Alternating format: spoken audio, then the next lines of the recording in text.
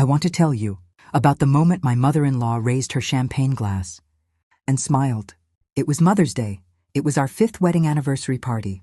It was a ballroom at the Langham, Chicago, with 600 guests, crystal chandeliers, and a string quartet playing something by Brahms. My husband, James, had just slapped me across the face, in front of every one of them. The sound went through the microphone on the podium, through the speakers, through every chandelier in that room. The silence that followed lasted 4 seconds. Then Victoria Donovan raised her glass, and 600 people, who had watched my husband hit me, looked away. I stood there with blood on my lip, and one thought: none of you know who my mother is. 40 minutes later, Special Agent Margaret Reyes walked through those double doors. She was not in a gown. She was in her FBI jacket, and she had not come alone. My name is Clara Donovan. I am 32 years old. I was born in Pilsen, a neighborhood on the Lower West Side of Chicago, where the tamales came from corner stores, and the murals covered entire buildings, and everyone knew your mother's name before they knew yours. My father, Hector, ran a small accounting firm out of a converted storefront on 18th Street. For 23 years, he had 12 clients when he started, and 47 when he retired. He kept every receipt, every ledger, every bank statement in color-coded folders in a filing cabinet that took up an entire wall of his office. He taught me one thing, above everything else. The numbers always tell the truth. You just have to ask them the right questions. My mother, Margaret Reyes, joined the FBI at 26. She spent 31 years in the Financial Crimes Division. She investigated fraud, money laundering, corporate theft, and the kind of white-collar crime that destroys families quietly. Over decades, without a single raised voice, she retired 3 years ago as a senior special agent. She still carries her credentials. Old habit, she says. I think she just never stopped being the person who walks into a room and finds what does not belong. One grew up watching my mother do something remarkable. She could sit at a dinner table with a stranger for 20 minutes and tell you afterward exactly what that person was hiding. Not through interrogation, through attention. She watched hands. She watched eyes. She watched what people reached for when they were nervous, and what they said when they thought nobody was listening. I thought it was a gift. It turned out it was a skill, and she had been teaching it to me my entire life, without either of us knowing. I went to the University of Illinois, Chicago, accounting and finance, graduated magna cum laude, went straight into forensic accounting at a firm in the Loop. My job was to find the money that was not supposed to be found, hidden assets in divorce cases, inflated invoices in corporate audits, shell companies that existed only on paper to move money from one pocket to another without leaving fingerprints. I was good at my job, the way my father was good at his. Not because numbers were exciting, because they were honest. Numbers do not lie. People lie to numbers. My job was to catch the lie. I had been doing that job for 4 years. When I met James Donovan at a corporate dinner in River North, he was 34, tall, quiet, in the way that reads is thoughtful, before you understand it is actually careful. He asked about my work. He listened when I answered. He remembered what I said 2 weeks later and asked a follow-up question. I thought that was intelligence. I understand now. It was research. We dated for 8 months. He proposed on a Tuesday evening in our apartment with a ring that had belonged to his grandmother. I said yes. I called my mother. She asked me one question. Have you met his mother? I had not yet. That should have been the first thing I noticed. Victoria Donovan was 61 years old. When I met her, she had the kind of beauty that had been maintained so deliberately. It looked almost architectural. Perfect posture, perfect hair, perfect smile, that arrived exactly 1 second after eye contact and disappeared the moment you looked away. She had been married to Richard Donovan for 32 years. Richard ran Donovan Capital, a private equity firm with offices in Chicago, New York, and London. Old money, new money, and the kind of money that does not discuss itself in public. Richard was warm, the way some wealthy men are warm when they want you to feel welcome, without actually letting you in. He shook my hand and said, "Call me Richard" on our first meeting, and then called me Carol twice at dinner. Victoria did not make the same mistake. She remembered my name perfectly. She used it precisely, the way you use a tool. I noticed 3 things about Victoria in the first 30 minutes. She never asked James a question he had not already prepared an answer for. She never looked at Richard when she was making a point, but always looked at James, and she touched her left wrist when she was thinking. The same gesture, over and over. Index finger pressing into the inside of her wrist, like she was checking her own pulse, taking her own temperature. I had seen that gesture before, in deposition transcripts. It was what people did when they were deciding how much of the truth to tell. James had a younger sister, Natalie, 28 years old. She worked in the marketing department of Donovan Capital and lived in a condo Victoria had purchased in Lincoln Park. She was the kind of woman who had been beautiful and charming for so long that she had stopped needing to try. She was not cruel to me directly. She was simply never quite convinced I was real. She looked at me the way people look at temporary furniture, functional, adequate, but not what we would have chosen. Victoria had a close friend named Charlotte, who had known the Donovan family for 30 years. Charlotte attended every dinner, every event, every holiday gathering. She sat at Victoria's right hand always, and laughed at everything Victoria said. 3 seconds after Victoria stopped speaking, I watched their dynamic for 2 years. Before I understood it, Charlotte was not a friend. She was a witness, someone Victoria kept close enough to confirm her version of every story. If it was ever disputed, I filed that observation away, the way I filed everything. I brought my mother's tamales to the first Thanksgiving, chicken and green chili, wrapped in corn husks, tied with strips of the same husks, the way my grandmother had taught my mother. And my mother had taught me. I carried them in a ceramic dish covered in foil and set them on the buffet table next to the cranberry relish and the carved turkey. Victoria looked at the dish. She lifted the foil. She set it back down. Then she turned to the table. James, Natalie, Charlotte, Richard's business partner Gerald and his wife, and said it. She said it the way you state a fact about weather. The way someone says the report is on the desk. 5 words, with no volume and no anger. She is not one of us. Natalie looked at her plate. Charlotte smiled. Gerald coughed. Richard refilled his wine glass without looking up. James said nothing.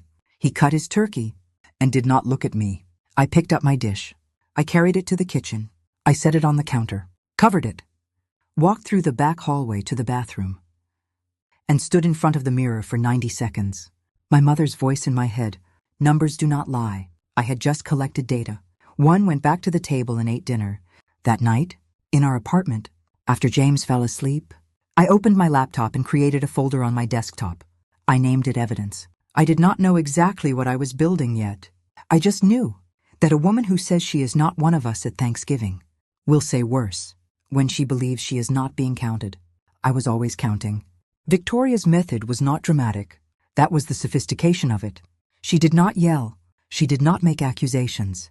She planted small, precise comments, delivered in warm tones, at regular intervals. At Christmas, she mentioned that my neighborhood growing up was very colorful. At Easter, she noted that my parents must have worked very hard, given where they started. At a dinner in February, she asked James, in front of 6 guests, whether Clara's family had come to terms with the cultural differences yet. Each comment alone was nothing. Together, they were a map that said, you are foreign here, and you will always be foreign here. And the sooner you understand that, the easier this will be for everyone. One documented everyone, date, location, exact words, witnesses. I kept a log in a password-protected file. I backed up to an encrypted drive I kept at my office. Not because I knew what I would need it for, because in forensic accounting, you document everything and review it later. The pattern becomes visible, only from a distance. James had a childhood friend named Derek, who visited twice a year from New York. Derek was the only person in James's life who seemed to have escaped Victoria's gravitational pull. He was straightforward, in the way of people who grew up outside the orbit of money, and had never needed to learn performance. He pulled me aside at a birthday party in our 3rd year. He said, Clara, I am going to tell you something because James never will. Victoria has been managing this family since Richard handed her the keys. 15 years ago. He did not hand them willingly. Derek looked at his drink. She had something on him. I do not know what. But after that conversation, Richard stopped disagreeing with her about anything, looked at Derek for a long moment. He looked back, with the expression of a man who had said as much as he was going to say, and needed me to do the rest. I thanked him. I went home and opened my laptop. I added a new section to my evidence folder. What does Victoria have on Richard? Forensic accounting is detective work, with a calculator. You start with what you can verify, and work backward toward what you cannot. I started with Donovan Capital's public filings, annual reports, charitable disclosures, property records, anything accessible through public databases. I worked on it in pieces. An hour here, 2 hours there. On Saturday mornings when James played golf and the apartment was quiet.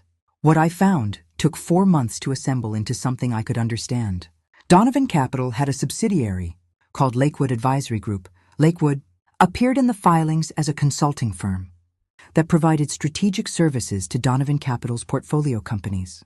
The fees Lakewood charged ranged from $80,000 to $340,000 per year over the previous 6 years. Lakewood's registered agent was a law firm in Delaware. The firm listed a single employee. The employee's name was not public record, but the billing address for Lakewood's invoices ran through a post office box in Wilmette, Illinois, a suburb, a residential suburb, not a business district. I searched the Illinois property records for the Wilmette address. It was a single-family home. The home was owned by a trust. The trust was called the VRD Family Trust, Victoria Rose Donovan. Victoria was billing her husband's company $200,000 a year through a shell entity she controlled, and Richard was paying it. Not because he did not know, because he could not say no. That was the lever Derek had told me about. I did not know yet what she had on Richard, but I knew the shape of the arrangement. She had found something, and she had used it to make herself financially untouchable inside her own marriage. I had seen this structure before, in 3 different divorce cases. It was elegant, and it was criminal, and she had been running it for 6 years. I copied everything to my encrypted drive. I added it to the folder. I did not tell James. I was not ready yet. I needed one more thing. I needed to understand what she had on the others. Derek had said Richard stopped disagreeing after a conversation, but Richard was not the only one. I started paying attention differently, not just to Victoria, but to the people around her. Charlotte, the permanent witness, Natalie, the daughter who lived in a Victoria-purchased condo, and never once pushed back on anything her mother said. Gerald, Richard's business partner, who had been at every family gathering for 3 years, and who always arrived after Victoria, and always left when she left, as if his schedule was synchronized to hers. And then there was Marcus Webb. Marcus was a city alderman. James had mentioned twice in passing. He had attended one dinner at the Donovan house in our first year. He had barely spoken all evening, and had left early. The following week, he had introduced a zoning variance that benefited a Donovan Capital development project. Hooked up the variance. It had been opposed by 3 neighborhood organizations.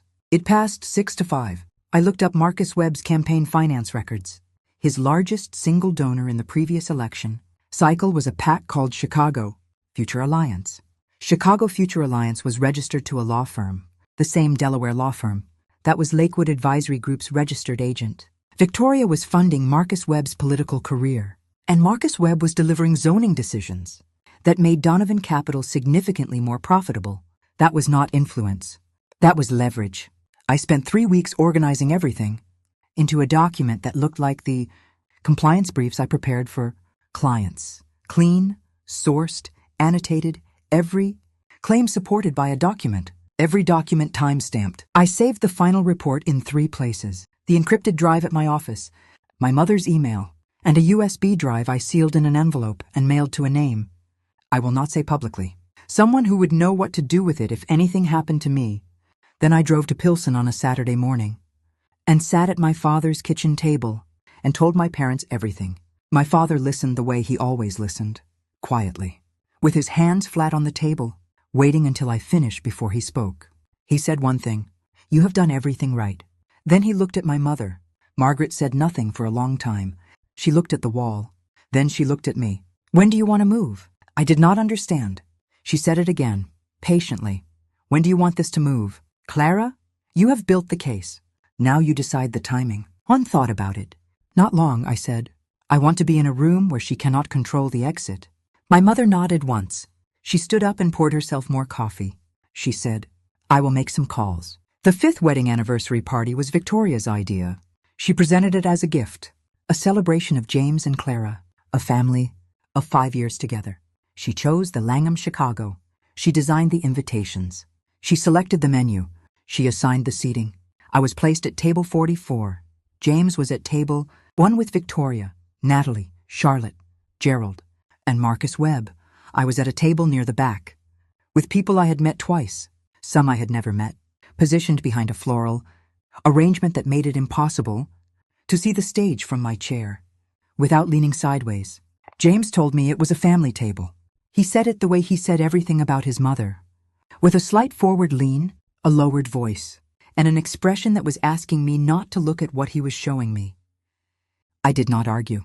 I said, "That is fine." He looked relieved. He should not have.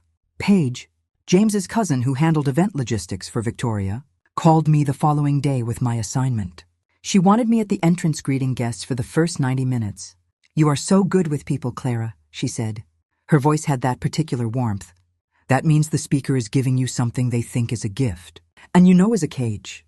One accepted. Door duty meant I would see every guest who walked in. It meant I would be the first face they remembered. It meant that when the evening was over, I would be able to say I had stood at the entrance of that room for 90 minutes, and every person in it had seen my face. Before anything else happened, asked for access to the guest database, to help with the post-event thank you cards. Paige emailed me the login credentials within the hour. She handed me the password to the event management system, like she was handing me a party favor. She did not know she had just handed me the seating chart, the vendor list, the donor records, and the complete financial breakdown of an evening that would cost the Donovan family significantly more than it would cost to cater. 5 days before the anniversary party, I was in the kitchen when I heard Victoria's voice coming from the living room. She was on speakerphone with Natalie. The living room door was half open. I was 10 feet away, and neither of them knew. "Mom, do you think she suspects anything?" "No, she is too busy feeling grateful to be included." Natalie laughed. "The toast is going to be perfect." Victoria's voice was precise, the way a scalpel is precise. "I have been working on it for 3 weeks. The theme is what it means to build a real family. I am going to talk about heritage and commitment, and what those words actually require." Natalie said James always gets emotional on anniversaries. Victoria said, "Exactly. And if she reacts, if she makes a scene, which she will, everyone will see what I have been telling them for 5 years, that she was never right for this family." I set the glass I was holding on the counter. Without making a sound, I stepped back into the hallway. This was not improvisation. The toast was a script. The party was a stage. They wanted me to cry. They wanted me to react. They wanted me to prove their narrative in front of 600 people who would remember. I went to the bedroom and sat on the edge of the bed for 5 minutes. Then I picked up my phone and called my mother. I said, "Mom, I know what they are planning." She said, "Good. Are you ready?" I said, "I will be." She said, "I will be there." I said, "No, Mom, you do not have to come." She said, "Clara, I was not asking." The night before the party, Victoria hosted a family dinner. James, Natalie, Charlotte, Gerald, and me around a table in the Donovan house in Lincoln Park. The conversation covered the usual territory: the party logistics, the guest list, the menu. Then Victoria mentioned my mother, casually, the way she mentioned everything she wanted to land, without seeming to throw it. She said, "So Margaret is still in Pilsen. Hector still does the accounting for those small businesses. How lovely that some people find their scale early." Charlotte smiled. Natalie looked at her plate. Gerald studied the table. James cut his steak and said nothing. One excused myself. In the bathroom, I stood at the sink and pressed my palms flat on the cold marble. I breathed. Then I reached into my jacket pocket and touched the thing my mother had given me at our wedding, a small silver badge, her original FBI credentials. Decommissioned when she retired, but polished and placed in a velvet box with a note on the inside of the lid. In case you ever need to remember what authority looks like up close. One had carried them in my pocket for 5 years. I put them back. I went back to the table and finished dinner. That night at 1 a.m, I could not sleep. I got up and went to the home office to get my phone charger.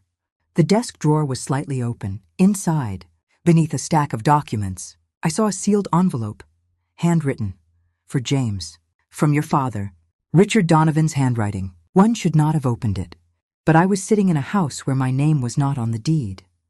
And my mother had been mocked at dinner, and the anniversary party had been designed to humiliate me in front of 600 people. I opened it. Richard had written it 2 years ago. He wrote about Victoria, about how she had found something early in their marriage, something he had done that she had documented and held and never let him forget. He wrote, "I have spent 20 years in a cage of my own making. I chose comfort over courage, and I am asking you not to make the same choice. If your wife ever tells you something is wrong, believe her." One photographed both pages. I put the letter back exactly as I had found it. I went back to the bedroom and lay in the dark with my eyes open. I did not sleep, but now I understood the full shape of what I was walking into, and I was ready. The Langham Chicago ballroom had been transformed. White tablecloths on 60 round tables, crystal chandeliers set to warm amber, a stage at the far end with a mahogany podium, and a microphone that was already live when I arrived. Victoria arrived at 5:45, in a white gown and her mother's pearls. She moved through the room, like a woman who had decided the building was hers years ago and had simply been waiting for the paperwork to catch up. I arrived at 6 in a simple black dress, and my mother's badge in my jacket pocket. James met me at the door. He kissed my cheek. He smelled like the bourbon he had already started. He told me I looked beautiful. He said it the way people say things they know are true, but have stopped meaning. I took my position at the entrance. For 90 minutes, I greeted every person who walked through those doors. The mayor's deputy chief of staff, 3 federal judges, 2 state senators, the president of the Chicago Bar Association, a woman named Lorraine Park, who had been James's second-grade teacher, and who held my hand when I introduced myself and said, "You must be the one who made him happy." I smiled. I said, "I am trying." Inside the ballroom, the string quartet played Brahms. James was at table 1 on his 3rd drink. He had not come to the entrance. He had not texted. At 7:15, during a lull in arrivals, I walked to the lobby. The digital display on the donor wall cycled through names and numbers. The total displayed for $10,000. I had seen the actual event revenue in the database, $487,000, a $77,000 gap.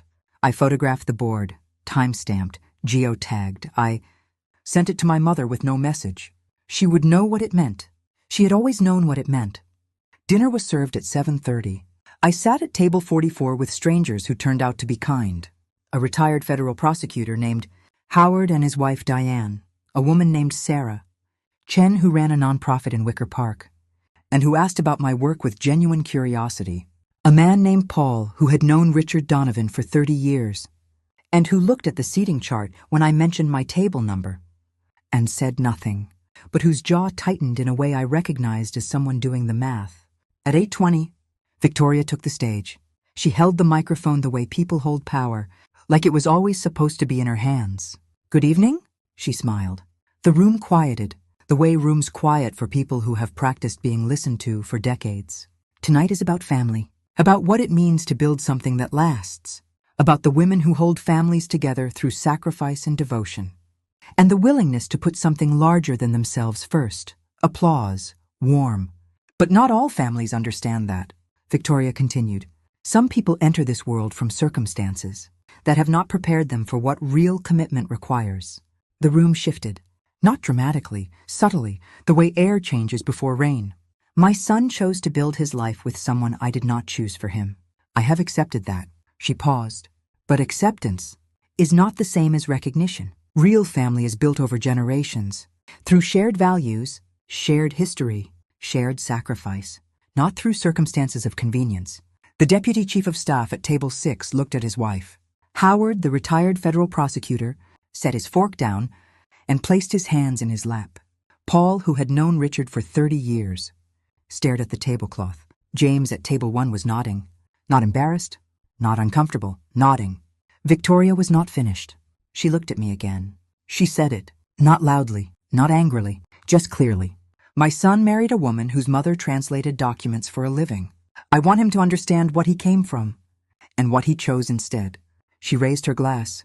To real family, to what that word actually means. I stood up. 600 pairs of eyes moved to table 44. I walked toward the stage. My heels were quiet on the carpet. 44 tables, 200 feet. I stopped in front of the podium. I did not step onto the stage. I stood below Victoria and spoke clearly, without a microphone, and every person in the room heard me. Because the room had gone completely still, Victoria, my mother, did not translate documents. She investigated financial crimes for the FBI.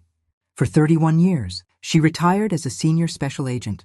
She came to this country from Guadalajara at 22, with $200 and a determination that your trust fund could not have purchased. I am her daughter. I am exactly one of us. My voice did not shake. Victoria's expression did not fall. It calcified. She turned to the room. The tears came fast and practiced.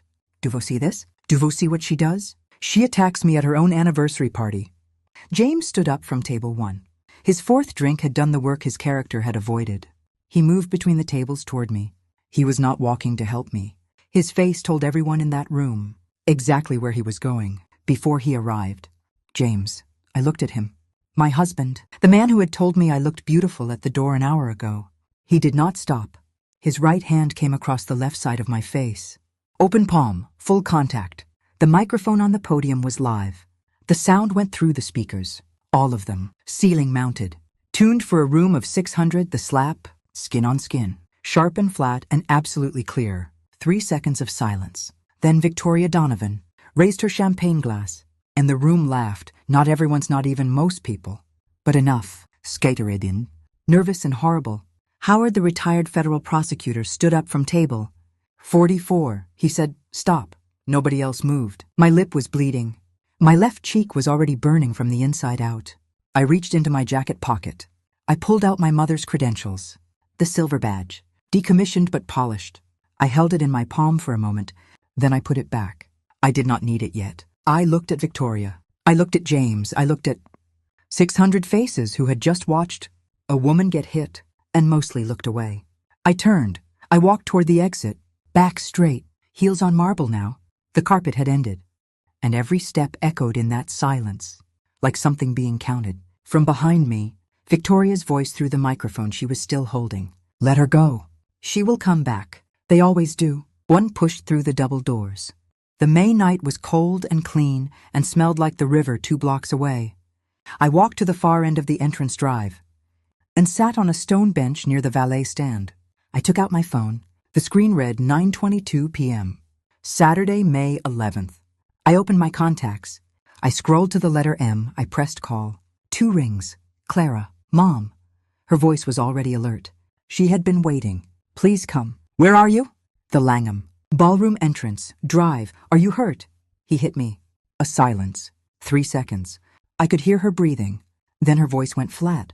Not angry. Flat. The voice she used in the field. I am 40 minutes away. Do not wash your face. Do not change your clothes. Sit where you are and do not let anyone touch you. Do you understand? Yes, good. I love you. I am coming. I sat on that stone bench for 40 minutes. The valet attendant named Theo brought me a glass of water without being asked and set it on the bench beside me. Without saying anything, I thought about my father's filing cabinet. Every receipt, every ledger, every bank statement in color-coded folders. The numbers always tell the truth. I thought about my mother's voice on 1,000 phone calls, measured and certain, the voice of someone who had walked into 100 rooms where something was wrong and had known exactly what to do. I thought about the badge in my pocket. I thought about Richard Donovan's letter in the drawer. I have spent 20 years in a cage of my own making.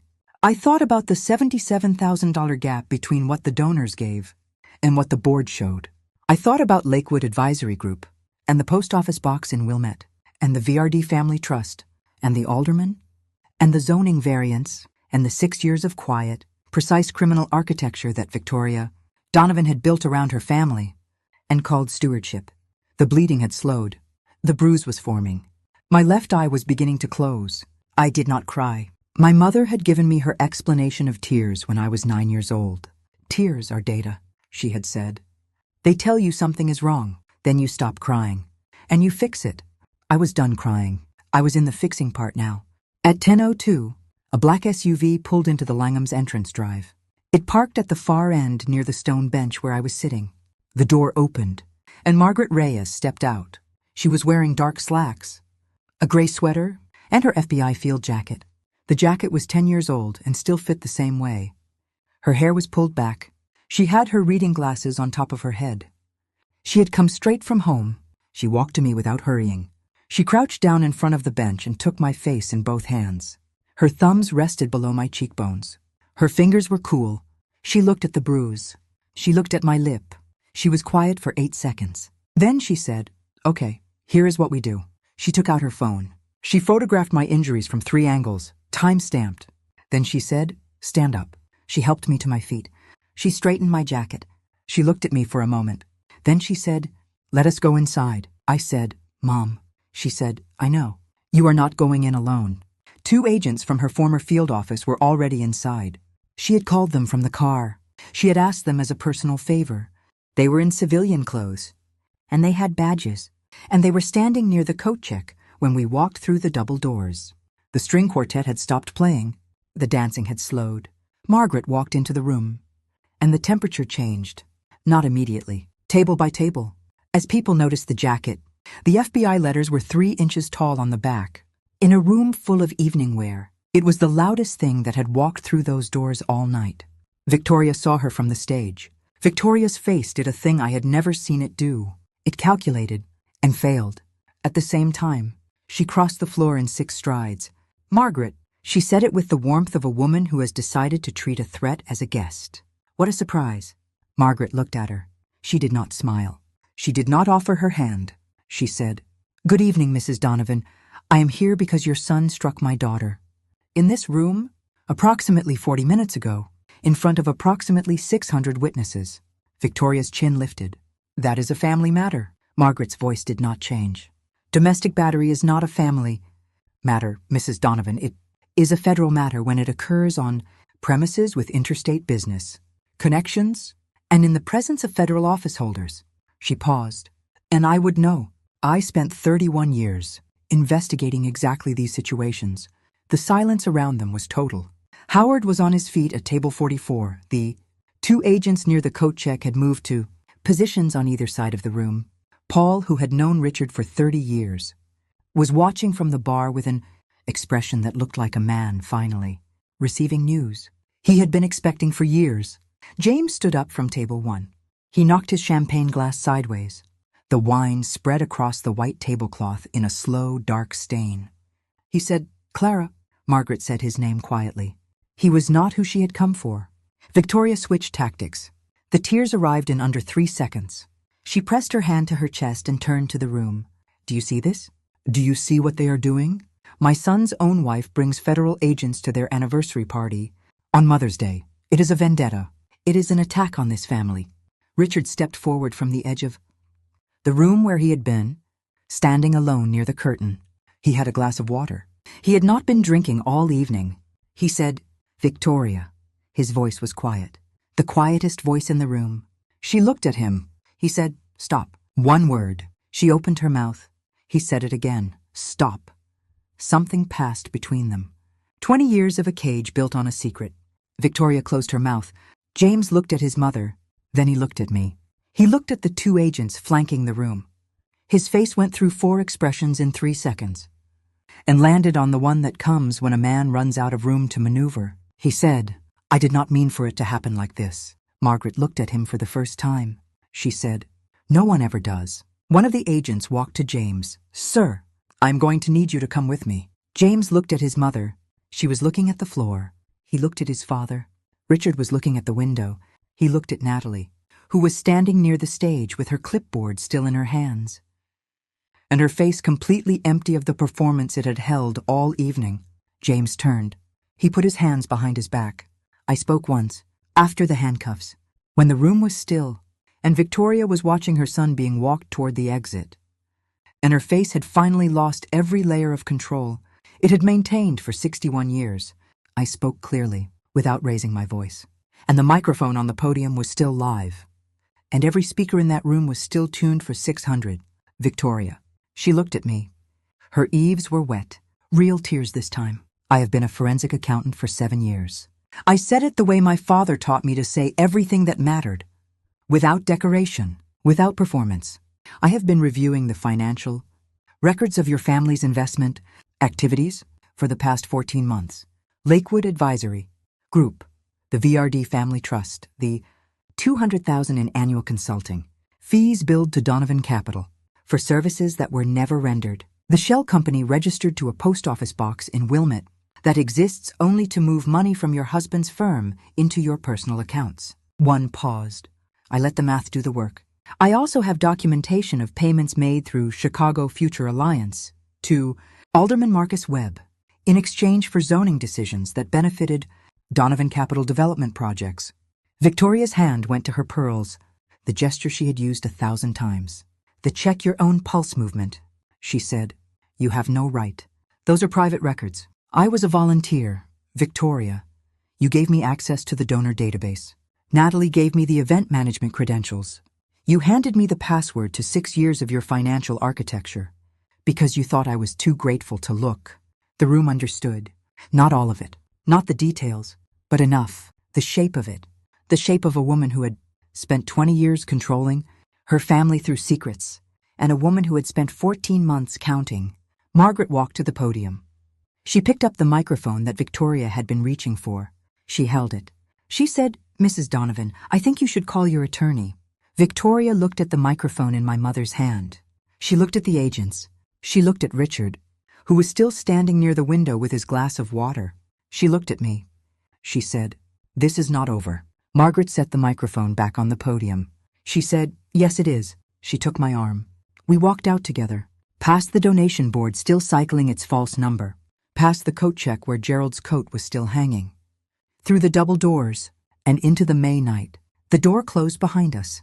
The river smell hit my face like cold water. Margaret looked at me for a moment. Then she said, Are you hungry? I said, Yes. She said, Your father made tamales. We walked to her car. The criminal complaint was filed the following morning. James was charged with domestic battery. He accepted a plea agreement 3 weeks later. Community service, mandatory counseling, a restraining order. The divorce was filed within 72 hours. My documentation was thorough. 3 years of evidence, the insurance folder, the financial records, the screenshots, the encrypted drive. James's criminal charge compressed the timeline. The marriage ended in 4 months. I kept my savings. I kept my career. I kept my name. I did not ask for a single dollar from the Donovan family. I did not want their money. I wanted my life back. Victoria's financial arrangements were referred to the FBI's Financial Crimes Division through proper channels by 2 agents who had been present at the Langham on the evening of May 11th and who had heard my statement in the lobby afterward. The investigation took 8 months. She was charged with wire fraud, tax evasion, and bribery of a public official. She accepted a plea arrangement. The VRD Family Trust was dissolved. Lakewood Advisory Group was deregistered. Marcus Webb resigned his aldermanic seat and was separately investigated. Richard filed for divorce 4 months after the anniversary party. He moved to a smaller apartment in Evanston. He called me once, 3 months after everything concluded. He said, I am sorry I did not do more sooner. I said, I know. He said, Your mother is extraordinary. I said, I know that too. Natalie lost her position at Donovan Capital when the firm restructured. She found work at a smaller investment firm in the West Loop. She was not destroyed. She was just, for the first time in her life, standing somewhere her mother had not purchased. Charlotte, the permanent witness, was interviewed as part of the investigation. She cooperated fully. I have not heard from her since. 6 months after the anniversary party, I moved back to Pilsen, a 2-bedroom apartment 4 blocks from my father's old office. My name on the lease, my dishes in the cabinets, my books on the shelves, my mother's tamales in the refrigerator every Sunday. I started a new position as a senior forensic investigator at a firm that worked exclusively on financial fraud cases. It was the work I had been trained for my entire life. By my father, who kept every receipt. By my mother, who found what did not belong in rooms full of people who thought they had hidden it well. On a Tuesday morning, 3 weeks after I moved in, a card arrived in the mail, small envelope, handwritten. The return address was a building on Wacker Drive, Howard Caldwell, retired federal prosecutor, table 44. It said 3 things. You did everything right. Your mother is extraordinary. Thank you for making the rest of us better than we were that night. I pinned it to the refrigerator. It is still there. Here is what I know now. Victoria Donovan was not powerful. She was leveraged. There is a difference. Power is something you build. Leverage is something you hold over others to simulate the thing you do not actually have. She had spent 20 years mistaking her family's fear for her family's love And she had built an entire architecture of control on top of that mistake. She was not one of us. She was right about that. I was never one of them. I was something she did not have a word for. I was a woman who had been trained since childhood to find what did not belong, and I had found it in her files, in her trust documents, in her vendor records, in her husband's letter, in the donation board in the lobby that said $410,000 when the actual number was $487,000. I found it all, and I documented it the way my father taught me, and pursued it the way my mother taught me, and waited for the right room, the way both of them together had made me ready to do. If someone in your life is telling you that you are not one of them, I want you to hear this. You are not supposed to be one of them. You are supposed to be one of you, and the difference between those two things is the whole story. My mother called me on a Sunday evening in September. She was sitting in her kitchen in Pilsen. I could hear the news on in the background. She said, "How are you?" I said, "I'm okay." "Actually okay." She said, "Good." Then she said, "Your father says dinner is ready." I said, "I'm 20 minutes away." I locked my apartment. I drove 4 blocks. I walked into a kitchen that smelled like masa and green chili and 32 years of being exactly where I was supposed to be. My mother was at the stove. My father was setting the table. Nobody was deciding who belonged. Everybody already knew.